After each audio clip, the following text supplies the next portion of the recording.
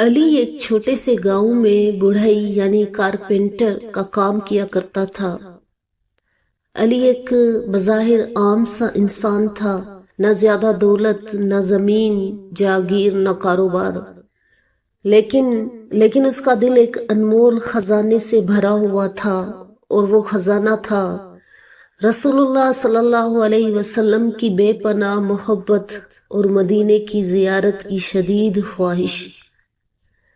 علی کے والد ایک دیندار اور نرم دل انسان تھے۔ وہ اکثر شام کو صحن میں چارپائی پر بیٹھ کر علی کو قصے سناتا اور ان کے لبوں پر ایک ہی موضوع بار بار آتا، مدینہ منورہ۔ وہ بتاتے کہ کس طرح رسول اللہ صلی اللہ علیہ وسلم نے اپنے صحابہ کرام کے ساتھ ہجرت کی، کیسے مسجد نبوی کی بنیاد رکھی گئی اور کیسے مدینے کے انصار نے محبت و وفاداری کی مثال قائم کی۔ جب بھی مدینے کا ذکر ہوتا، علی کے والد کی آنکھوں میں آنسو آ جاتے۔ علی بچپن میں حیران ہوتا کہ یہ کون سا شہر ہے کہ جس کا ذکر آتے ہی دلوں پر رقت طاری ہو جاتی ہے۔ وقت گزرتا گیا اور مدینہ علی کے دل کا سب سے بڑا خواب بن گیا۔ جب علی جوان ہوا تو گھر کی ذمہ داریاں اس کے کندھوں پر آ گئی۔ وہ ایک چھوٹی سی ورک شاپ میں کارپینٹر کا کام کرتا، لکڑی تراشتا، دروازے اور کرسی میز بناتا۔ مزدوری ملتی تو گھر کا چولہا جلتا، ورنہ سب صبر کرتے۔ لیکن ایک بات علی نے اپنے دل میں طے کر رکھی تھی کہ چاہے کتنی ہی غربت ہو، ہر روز کچھ نہ کچھ رقم بچانی ہے۔ وہ پرانے کپڑوں کے ڈبے میں ایک چھوٹا سا لکڑی کا ڈبہ رکھتا جس پر اس نے ہاتھ سے لکھا ہوا تھا مدینہ کے لیے۔ وہ روز رات کو نماز پڑھنے کے بعد اپنے رب سے دعا کرتا کہ یا اللہ، ایک دن مجھے بھی اپنے محبوب صلی اللہ علیہ وسلم کے شہر میں لے جا، مجھے ان گلیوں میں چلنے کی سعادت عطا فرما کہ جہاں تیرے نبی نے قدم رکھے۔ گاؤں والے اکثر علی کا مذاق اڑاتے۔ کوئی کہتا، ارے علی، تمہارے پاس تو اپنے بچوں کو کپڑے دینے کے پیسے نہیں اور تم مدینے جانے کے خواب دیکھ رہے ہو۔ تو کوئی اور ہنستا کہ یہ لکڑی کے ٹکڑوں سے تو مدینہ جائے گا۔ لیکن علی غصہ نہ کرتا، بس مسکرا کر کہتا کہ محبت منزلیں نہیں دیکھتی، یہ محبت بس دل کا سفر کرتی ہے۔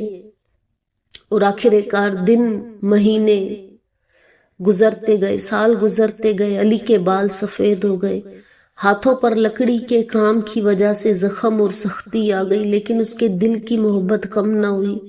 اس کے پاس اتنے پیسے جمع ہو گئے کہ اگر قسمت ساتھ دیتی تو وہ زیارت کے لیے نکل سکتا تھا، مگر زندگی کی ضروریات بار بار اس کی بچت کو کم کر دیتی۔ کبھی بیٹی کی شادی، کبھی بیوی کی بیماری، کبھی گھر کے سامان کی مرمت، اور ہر بار علی صبر کرتا اور پھر سے نئے عزم کے ساتھ بچت شروع کر دیتا۔ وہ کہتا کہ یہ دنیاوی ضرورتیں تو عارضی ہے، لیکن مدینے کی زیارت ابدی سکون ہے۔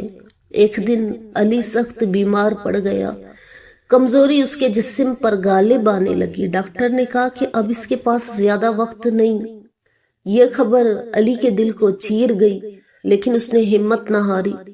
اس نے اپنے بڑے بیٹے حسن کو بلایا، لکڑی کا ڈبہ اس کے حوالے کیا اور کانپتی ہوئی آواز میں کہا کہ بیٹا، اگر میں مدینے نہ جا سکا تو تم ہی یہ پیسے لے جانا۔ وہاں روضہ رسول صلی اللہ علیہ وسلم کے سامنے کھڑے ہو کر کہنا کہ یا رسول اللہ صلی اللہ علیہ وسلم، ایک غریب بوڑھئی علی تھا جو آپ سے بے پناہ محبت کرتا تھا، وہ آنے کی کوشش کرتا رہا مگر نہ آ سکا، اس نے اپنی محبت کا پیغام بھیجا ہے۔ یہ کہتے ہوئے علی کی آنکھوں سے آنسو بہہ نکلے۔ حسن بھی زاروں قطار رونے لگا اور وعدہ کیا کہ کتنی عجیب بات ہے، علی تو نہ جا سکا مگر اس کا بیٹا جا رہا ہے۔ سفر لمبا اور کٹھن تھا، لیکن حسن ہر لمحہ اپنے والد کو یاد کرتا۔ وہ سوچتا کہ کاش ابا جان میرے ساتھ ہوتے۔ آخر کار وہ دن آ پہنچا جب مدینہ منورہ کے سبز گنبد نظر آئے تو حسن کی آنکھوں سے آنسو بہہ نکلے۔